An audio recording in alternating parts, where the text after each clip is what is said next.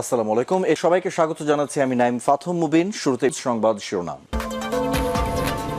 বাংলাদেশের সর্বশেষ গুরুত্বপূর্ণ আপডেট সংবাদে আপনাকে স্বাগত। শুরুতেই সংবাদ শিরোনাম, পরে বিস্তারিত। প্রথমেই জানিয়ে দেব, নাহিদ ইসলামের হুঁশিয়ারি, বিচার নিশ্চিত না করলে বিএনপি ম্যাচ শেষ করতে পারবে না। জুলাই হত্যাকাণ্ড ইনকিলাব মঞ্চের মুখপাত্র শহীদ শরীফ ওসমান হাদির হত্যাকাণ্ড সহ বিভিন্ন আলোচিত হত্যাকাণ্ডের বিচার নিশ্চিত করতে না পারলে বিএনপির এই সরকার কোনোভাবেই 5 বছর মেয়াদ পূর্ণ করতে পারবে না বলে কঠোর হুঁশিয়ারি দিয়েছেন জাতীয় নাগরিক পার্টি এনসিপির আহ্বায়ক ও বিরোধী দলীয় চিফ হুইপ নাহিদ ইসলাম। তিনি বলেছেন, আমরা কোনোভাবেই এই সন্ত্রাসীদেরকে আর বাংলাদেশে জায়গা দিতে চাই না। জানাবো, ইসলামী ব্যাংককে এক সপ্তাহে 9,500 কোটি টাকা ছাপিয়ে ধার দিল বাংলাদেশ ব্যাংক। টাকা ছাপিয়ে ফের ধার দিচ্ছে কেন্দ্রীয় ব্যাংক। দেশে আবারও মূল্যস্ফীতি বাড়বে। টাকা ছাপিয়ে আবারও বাণিজ্যিক ব্যাংকগুলোকে তারল্য সহযোগিতা বা ধার দেওয়া শুরু করেছে বাংলাদেশ ব্যাংক। সর্বশেষ গত এক সপ্তাহে ইসলামী ব্যাংকে প্রায় 9,500 কোটি টাকা ধার দিয়েছে কেন্দ্রীয় ব্যাংক। এই অর্থ নতুন করে টাকা ছাপানোর মাধ্যমে সরবরাহ করা হয়েছে। অর্থনীতিবিদরা বলছেন, এতে মূল্যস্ফীতিতে প্রভাব পড়বে। এর ফলে সাধারণ মানুষের ক্রয় ক্ষমতা কমে যাবে, টাকার মান কমে যাবে, সহজ কথা বলতে গেলে। এবং এদিকে আওয়ামী লীগের নাশকতার নীল নকশা সুপার ফ্লপ। কার্যক্রম নিষিদ্ধ আওয়ামী লীগ ও নিষিদ্ধ ছাত্রলীগ সহ অঙ্গ সংগঠনের দেশব্যাপী অস্থিরতা তৈরি সহ সব নীল নকশা শেষ পর্যন্ত ব্যাপকভাবে ফ্লপ করেছে। মাঠে নামতে পারেনি। গত 2024 সালে গণ অভ্যুত্থানে পালিয়ে যাওয়া আওয়ামী লীগ উল্টো আইন শৃঙ্খলা বাহিনী অভিযানে ঢাকা সহ সারা দেশে অন্তত 1.5 শতাধিক আওয়ামী সদস্যকে নাশকতার অভিযোগে গ্রেপ্তার করা হয়েছে। এরপর জানাবো, শীর্ষ সন্ত্রাসী যুবলীগ নেতা টাইগার সোহেল গ্রেপ্তার।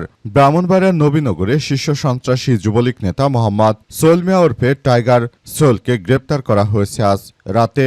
জিনতপুর থেকে এসআই মোহাম্মদ মনির আহমেদ এবং পুলিশ ফোর্সকে নিয়ে তাকে আটক করে বলে পুলিশের সদস্যরা নিশ্চিত করেছে। দীর্ঘদিন ধরে এই আওয়ামী লীগের কুখ্যাত যুবলীগের নেতা এই সন্ত্রাসী দীর্ঘদিন ধরে পলাতক ছিলেন। পুলিশ তাকে খুঁজে ফিরছিল। অবশেষে আওয়ামী লীগের ৭৭তম প্রতিষ্ঠা বার্ষিকী উপলক্ষে তিনি সামনে আসার চেষ্টা করেন। তখনই পুলিশের সদস্যরা তাকে পাকড়াও করেছে। এই ঘটনায় ওই এলাকায় পরিস্থিতি থমথমে অবস্থা বিরাজ করছে। সর্বশেষ জানাবো, উত্তর পূর্বাঞ্চলে বন্যার অবনতি, তিস্তার পানি বিপদ সীমার উপরে। ভারতের গজলডোবা ব্যারেজে সব গেট খুলে দিয়েছে ভারতের হিন্দুত্ববাদীরা। এর ফলে সিকিমে হঠাৎ করে যে ভারী বর্ষণ হয়েছে, সেই বর্ষণের ফলে তিস্তা নদী দিয়ে হু হু করে বাংলাদেশের অংশে পানি ঢুকছে। অবশেষে বাংলাদেশে যে তিস্তা ব্যারেজ রয়েছে, সেটিরও সবকটি জলকপাট খুলে দিয়েছে। আজ বাংলাদেশ প্রকৌশলী নদী উন্নয়ন গবেষণা কেন্দ্র থেকে বিষয়টি নিশ্চিত করা হয়েছে। প্রিয় দর্শক, এই ঘটনায় বাংলাদেশে অন্তত 4 জেলায় বন্যার আশঙ্কা করা হচ্ছে। এতক্ষণ শুনছিলেন সংবাদ শিরোনাম, এবারে বিস্তারিত। তবে তার আগে বন্ধুরা, অনুরোধ থাকবে এই সংবাদটিতে একটি লাইক দিন। এই চ্যানেলে আপনি নতুন হয়ে থাকলে আমাদের সংবাদটি দেখতে দেখতে চ্যানেলটি সাবস্ক্রাইব করে রাখুন। কমেন্ট করে বন্ধুরা আপনার মূল্যবান মতামত জানিয়ে দিন আপনি বিশ্বের কোন দেশ থেকে বা বাংলাদেশের কোন স্থান থেকে আমাদের সংবাদটি দেখছেন এবং শুনছেন। আর বন্ধুরা, সংবাদটি আপনার সোশ্যাল মিডিয়া ফেসবুকে শেয়ার করে বন্ধুদেরও দেখার সুযোগ করে দিন।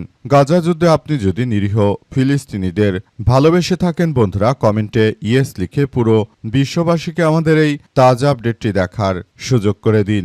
এবারে বিস্তারিত। শীর্ষ সন্ত্রাসী যুবলীগ নেতা টাইগার সোহেল গ্রেপ্তার।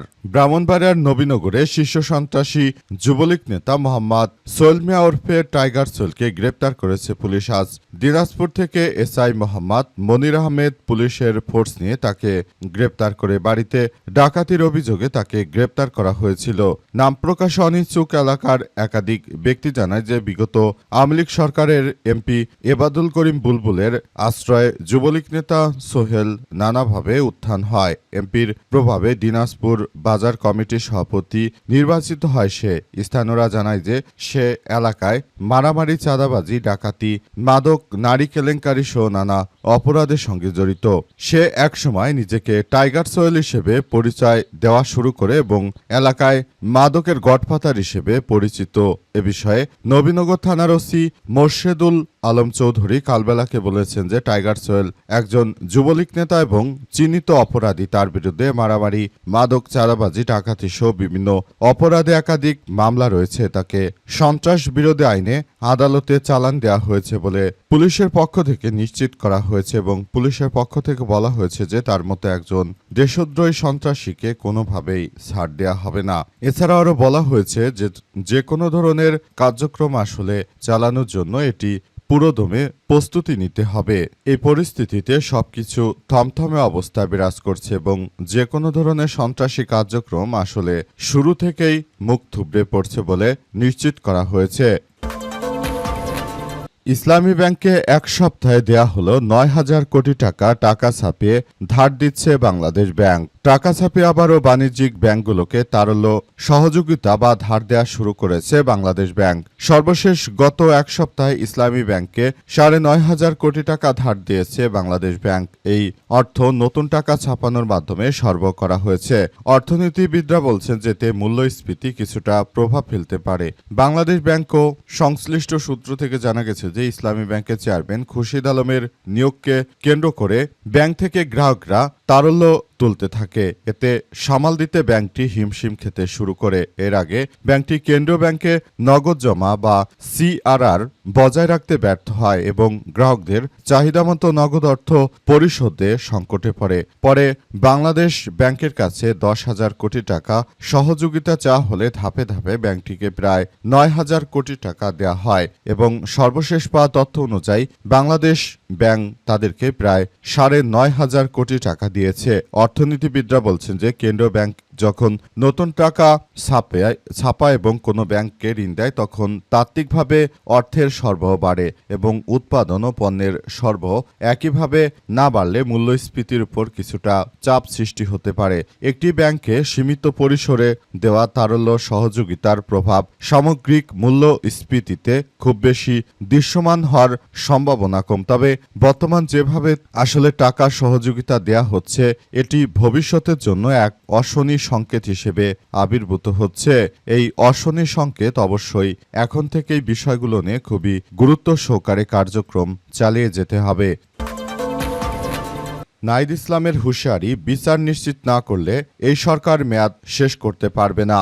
জুলাই হত্যাকাণ্ড ইনকিলাব মঞ্চের মুখপাত্র শহীদ শরীফ ওসমান হাদিসহ বিভিন্ন আলোচিত হত্যাকাণ্ডের বিচার নিশ্চিত করতে না পারলে এই সরকার কোনোভাবে ৫ বছরের মেয়াদ সম্পূর্ণ করতে পারবে না বলে হুঁশিয়ারি দিয়েছেন জাতীয় নাগরিক পার্টি এনসিপির আহ্বায়ক ও বিরোধী দলীয় চিফ হুইপ নাহিদ ইসলাম। তিনি বলেন, জুলাই হত্যাকাণ্ড, শাপলা চত্বরে গণহত্যা, পিলখানা হত্যা সহ সকল গুম-খুন এবং শহীদ ওসমান হাদি হত্যাকাণ্ডের বিচার অবিলম্বে নিশ্চিত করতে হবে। বিচার যদি নিশ্চিত না করা হয় এই সরকার কোনোভাবেই ৫ বছর মেয়াদ সম্পন্ন করতে পারবে না। আমরা জান দিব কিন্তু জুলাই দেব না। জুলাই যেভাবে আমরা কার্যক্রম চালিয়েছি জুলাইয়ের বিজয় হবে ইনশাল্লাহ।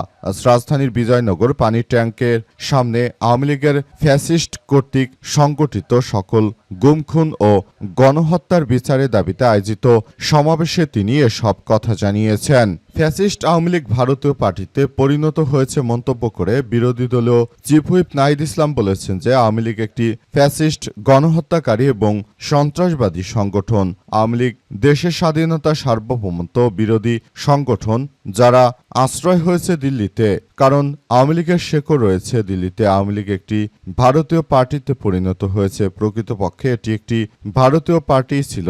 আওয়ামী লীগের দেশে রাজনীতি করার সুযোগ বাংলাদেশে ৫ই আগস্টে সমাপ্ত হয়ে গেছে। নাহিদ ইসলাম বলেছেন যে আওয়ামী লীগ বিগত ১৬ থেকে ১৭ বছর অসংখ্য গুম-খুন, গণহত্যা, এমন কোনো সন্ত্রাসী কার্যক্রম নেই যেটি আওয়ামী লীগ করেনি। এই ধরনের কার্যক্রম আসলে কোনোভাবে আমরা মেনে নেব না। আওয়ামী দুর্বৃত্তদেরকে শাস্তির আওতায় আনাই হবে আমাদের সবথেকে বড় কার্যক্রম। তিনি আরও জানিয়েছেন যে দুর্বৃত্তরা নিজের রাষ্ট্র ছেড়ে ভারতে পালিয়ে গেছে। এই সন্ত্রাসীদের বিরুদ্ধে আমরা কোনোভাবে আসলে কোনো ছাড় দিতে চাই না। তিনি আরও জানিয়েছেন যে এই ঘটনার পর আওয়ামী দোসরেরা তারা যেটা শুরু করেছে সেটা আসলে কোনোভাবেই গ্রহণযোগ্য নয়। আওয়ামী লীগের নাশকতার নীলনকশা সুপার ফ্লপ। কার্যক্রম নিষিদ্ধ আওয়ামী লীগ ও নিষিদ্ধ ছাত্রলীগ সহ অঙ্গ সংগঠনগুলোর দেশব্যাপী অস্থিরতা তৈরি সব নীলনকশা শেষ পর্যন্ত ব্যাপকভাবে ফ্লপ হয়েছে। মাঠে নামতে পারেনি গত ২০২৪ সালে গণ অভ্যুত্থানে পালিয়ে যাওয়া আওয়ামী লীগ। উল্টো আইন শৃঙ্খলা বাহিনীর অভিযানে ঢাকাসহ সারা দেশে অন্তত ১.৫ শতাধিক আওয়ামী সদস্যকে নাশকতার অভিযোগে গ্রেপ্তার করা হয়েছে। এর মধ্যেও রাজধানীতে গ্রেপ্তার হয়েছে অন্তত ২৬ জন আওয়ামী লীগ। সতর্কতার অংশ হিসেবে দেশের বিভিন্ন স্থানে সেনাবাহিনী ও বিজিবির সদস্যদের মোতায়েন করা হয়েছে। পাশাপাশি দেশজুড়ে আওয়ামী দুর্বৃত্তরা যেন কোনো ধরনের নাশকতা সৃষ্টি করতে না পারে সেজন্য পুলিশ সর্বদাই প্রস্তুত ছিল। পুলিশের পক্ষ থেকে বলা হয়েছে শুধুমাত্র আওয়ামী লীগ নয়, বরং যারাই দেশের বিরুদ্ধে বর্তমান সরকারকে বিপাকে ফেলতে চাইবে তাদের সবাইকেই গ্রেপ্তার করা হবে। পুলিশের পক্ষ থেকে আরো বলা হয়েছে যে নাশকতার কার্যক্রম আওয়ামী লীগ যে শুরু করেছে, এই নাশকতামূলক কার্যক্রম আমরা কোনোভাবেই মেনে নেব না। আওয়ামী লীগের নেতৃত্ববৃন্দরা তারা দেশজুড়ে যে ধরনের ভয়াবহ সন্ত্রাসী কার্যক্রম শুরু করেছে এটা সারা বাংলাদেশের জন্য এক ভয়াবহ বিপর্যয়কর পরিস্থিতি বলে উল্লেখ করা হয়েছে। তাই সবাইকে এইসব বিষয় নিয়ে খুবই সতর্কতার সহিত কার্যক্রম চালিয়ে যাওয়ার জন্য নির্দেশনা দেওয়া হয়েছে। নতুন করে আওয়ামী দুর্বৃত্তরা তারা যেন দেশের অভ্যন্তরে কোনো ধরনের বিশৃঙ্খল পরিস্থিতি তৈরি করতে না পারে সেই ব্যাপারগুলো নিয়ে সবাইকে কার্যক্রম একসঙ্গে চালিয়ে যাওয়ার প্রতি উদাত্ত আহ্বান জানানো হয়েছে।